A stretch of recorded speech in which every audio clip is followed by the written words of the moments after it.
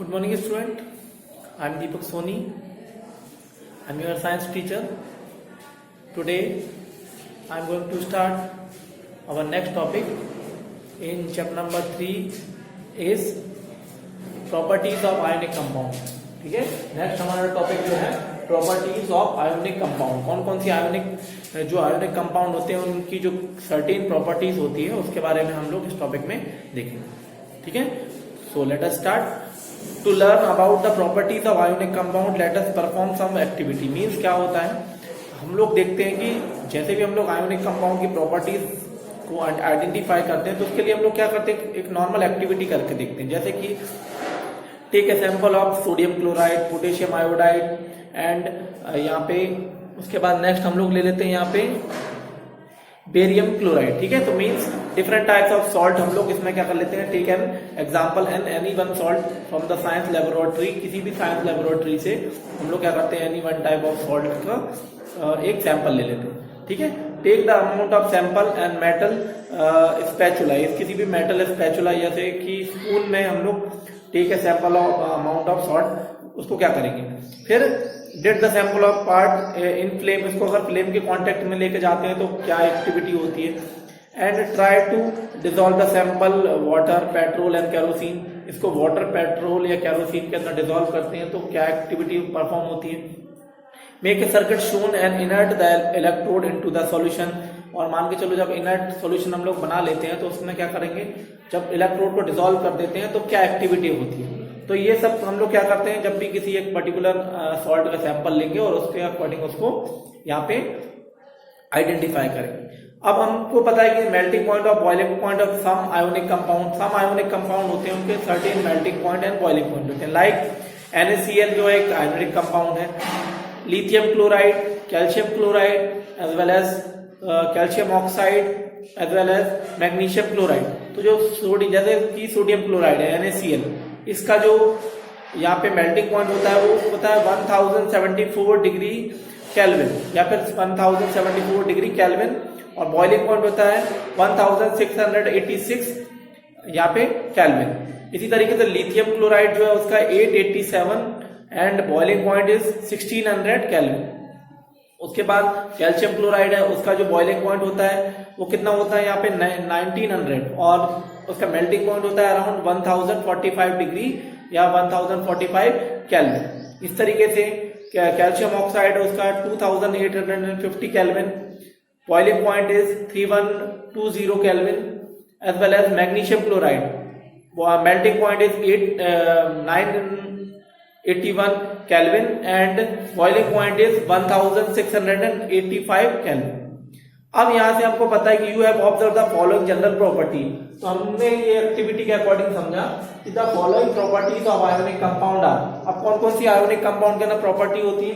Number first is physical nature, next one is melting and boiling point, number third is solubility and number fourth is conduction of electricity. Means 4 properties जो ionic compound होते हैं वो show करते हैं. Like number 1 is physical nature, number 2 is melting and boiling point, number 3 is solubility and number 4 is conduction of electricity.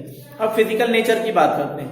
Ionic compounds are solids and somewhat hard. जो ionic compound होते हैं वो कैसे होते हैं, आयोनिक कंपाउंड जो होते हैं उनका फिजिकल नेचर होता है ionic compound are solids and somewhat are hard. Means hard होते हैं और सॉलिड होते हैं.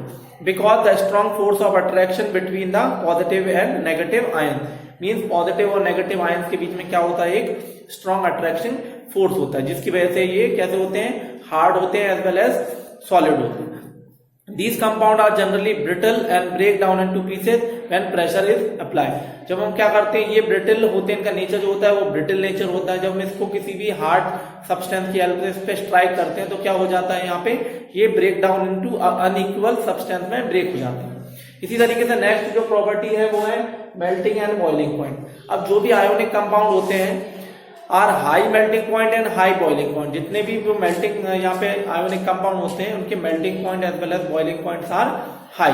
This is because considerable amount of energy is required to break the strong inter ionic force of attraction. Means हमने अभी देखा कि जो आयनिक कंपाउंड होते हैं उनके बीच में अट्रैक्शन फोर्स क्या होता है, ज्यादा होता है, और अट्रैक्शन फोर्स ज्यादा होता है तो उसको ब्रेक करने के लिए हमको लार्जर अमाउंट ऑफ एनर्जी की रिक्वायरमेंट होती है। तो लार्जर अमाउंट ऑफ एनर्जी की रिक्वायर्ड की वजह से इनके जो मेल्टिंग और जो बॉइलिंग पॉइंट्स होते हैं वो हमेशा क्या होते हैं, हायर होते हैं।